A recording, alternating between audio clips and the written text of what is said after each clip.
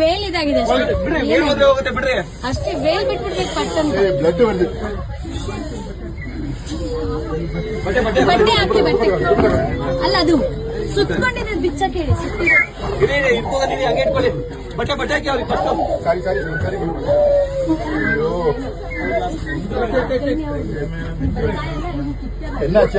ಪೂರ್ತಿ ಕಿತ್ತದ